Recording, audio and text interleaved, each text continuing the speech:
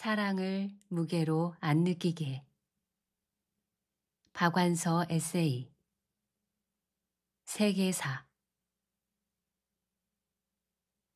책머리에.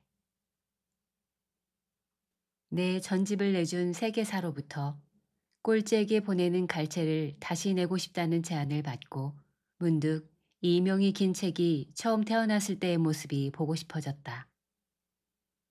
책꽂이 맨 꼭대기 천장 밑에 책 제목이 안 보이게 뉘어서 쌓아놓은 헌책들 사이에서 찾아낸 초판본은 몹시 낡아 있었고 너덜너덜한 표지를 들치니 원태 간직하거라. 엄마가 라고 쓴 나의 필적이 나왔다. 가슴이 철렁 무겁게 내려앉았다. 원태는 내 죽은 아들이다. 초판본이 나온 날짜가 1977년 4월로 돼 있다. 15 홍안소년 아들에게 자기가 쓴 책을 선물하면서 애미는 수줍어했을까? 자랑스러워했을까? 잘 생각나지 않는다. 25년이란 긴 세월이다. 그동안 출판사 사정에 의해 판권이 딴 데 넘어간 적도 있고 시대에 맞게 새롭게 단장하느라 표지나 판형을 바꾸면서 책의 부피도 늘리려고 원고를 대폭 보낸 적도 있다. 그러나 초판본 때의 내용은 지금 읽어보면 우리가 그렇게 살았던 적도 있었던가 잘 믿어지지 않는 것들도 이 책의 중요한 골격이라고 생각해서 늘 그대로 유지해왔다. 그 대신 글 말미에는 꼭 그 글을 쓴 연대를 표기하기로 했다.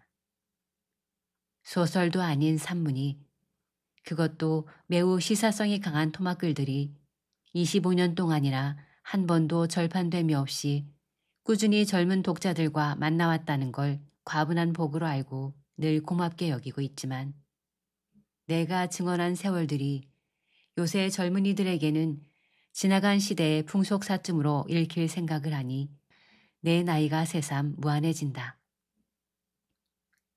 이제 세월 속에 묻혀버려도 여한이 없는 책을 다시 불러내 새롭게 단장하느라 수고해 주신 세계사 여러분 감사합니다. 2002년 3월 박완서.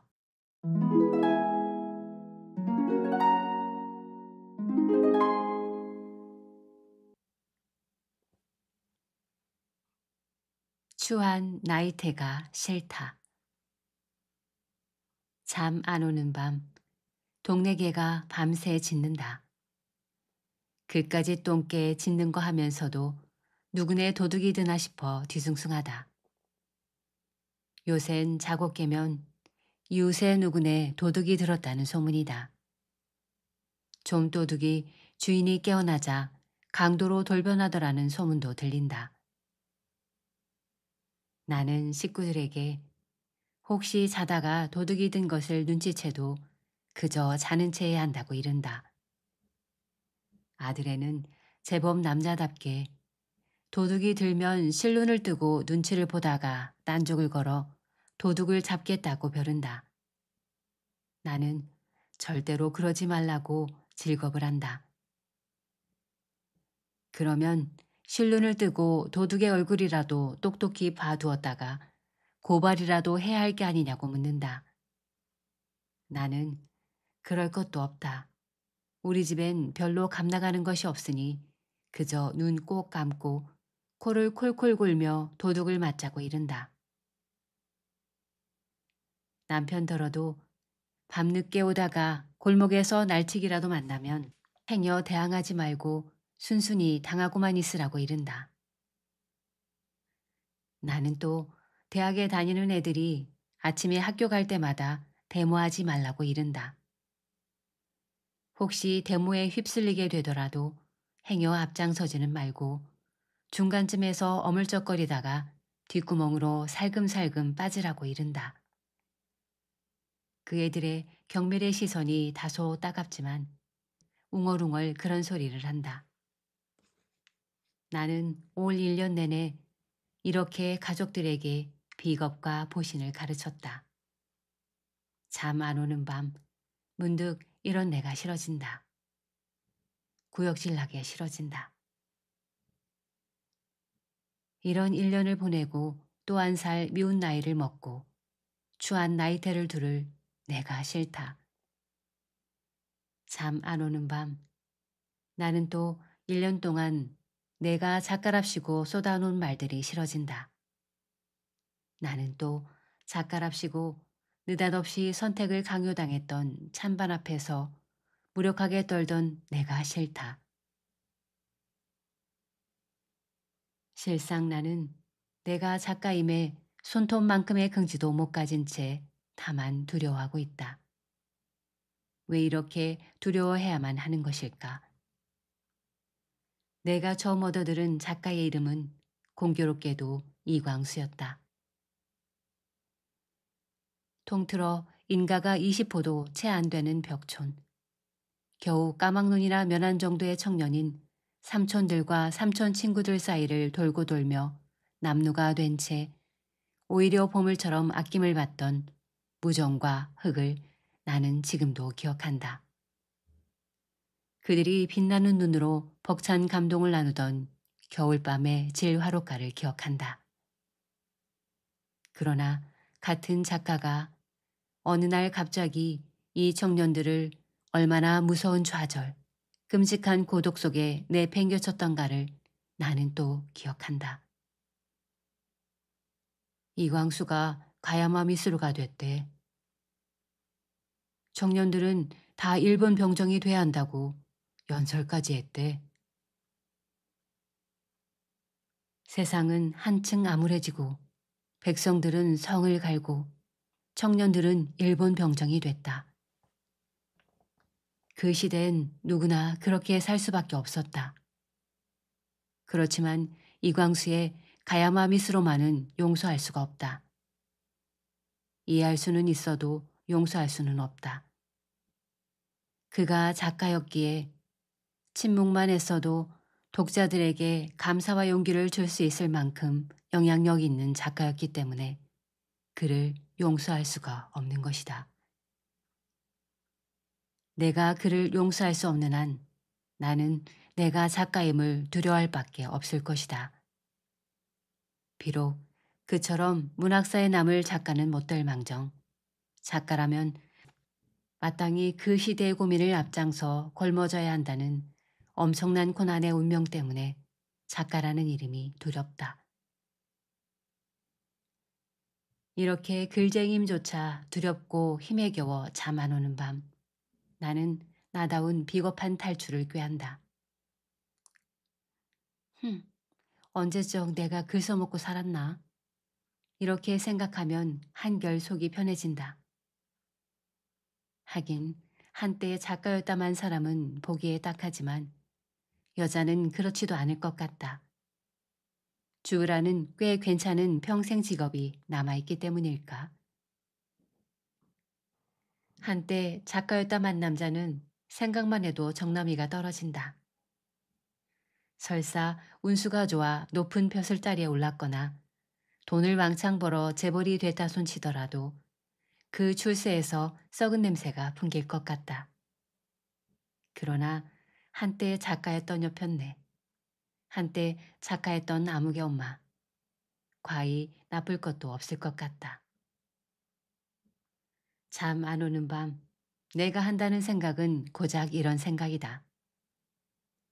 내가 얼떨결에 작가라는 딱지를 붙이게 됐을 때만도 별 감동도 별 야심도 없었지만 단 하나 여류 작가는 안 되리라. 어떡하든 그냥 작가가 돼보리라 다짐했었다. 그런 내가 3, 4년의 알량한 글쟁이 생활 끝에 도달한 결론이 겨우 여자라는 것으로 어떤 탈출구를 삼아보려는 거니 한심할 밖에 없다.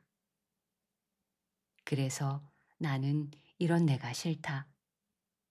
이런 내가 쏟아놓은 비비꼬인 말들과 비겁하게 복면한 말들이 싫다. 그리고 이 긴긴 겨울이 싫다. 개 짖는 소리만이 충만한 이 긴긴 잠 안 오는 음습한 밤은 정말로 싫다. 1974년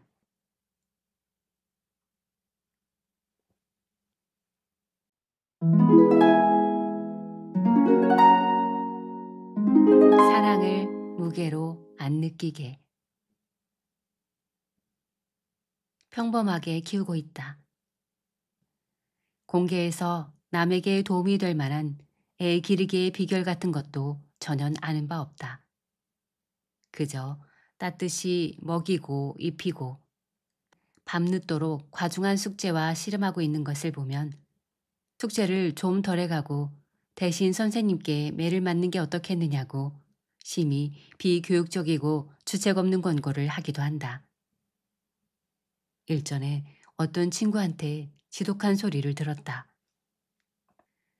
너같이 애들을 막 키워서야 이 다음에 무슨 낯으로 애들한테 큰 소리를 치겠니? 그 흔한 과외 공부 하나 시켜봤니? 딸이 넷씩이나 있는데 피아노나 무용이나 미술 공부 같은 걸 따로 시켜봤니? 그때 그 친구의 모멸의 시선이 지금 생각해도 따갑다. 아닌 게 아니라 내 애들 중 예능 방면에 천재가 있을지도 모르는데 부모를 알량하게 만나 묻혀 있는 게 아닌가 싶은 두려움이 간혹 들긴 하지만 이 다음에 큰 소리 치기 위해 지나친 극성을 떨 생각은 아예 없다. 아이들의 책가방은 무겁다. 그러나 단순한 책가방의 무게만으로 한창 나이의 아이들의 어깨가 그렇게 축 처진 것일까? 부모들의 지나친 사랑, 지나친 극성이 책가방의 몇 배의 무게로 아이들의 어깨를 짓누르고 있는 건 아닐지. 내가 너한테 어떤 정성을 들였다고. 아마 들인 돈만도 내 몸무게의 몇 배는 될 거다. 그런데 학교를 떨어져 엄마의 평생 소원을 저버려? 내가 너를 어떻게 키운 자식인데 장가 들자마자 내 계집만 알아. 이 불효막심한 놈아. 이런 큰 소리를 안 쳐도 억울하지 않을 만큼 꼭 그만큼만 아이들을 위하고 사랑하리라는 게 내가 지키고자 하는 절도다. 부모의 보살핌이나 사랑이 결코 무게로 그들에게 느껴지지 않기를. 집이 부모의 슬하가 세상에서 가장 편하고 마음 놓이는 곳이기를 바랄 뿐이다. 아이들은 예쁘다. 특히 내 애들은.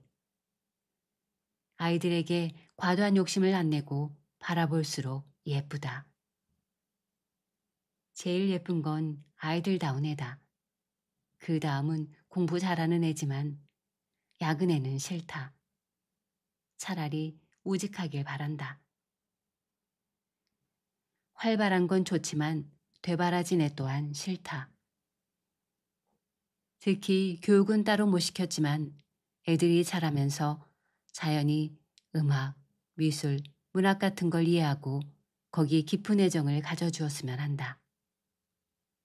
커서 만일 부자가 되더라도 자기가 속한 사회 일반적인 수준의 자기 생활을 조화시킬 양식을 가진 사람이 되기를.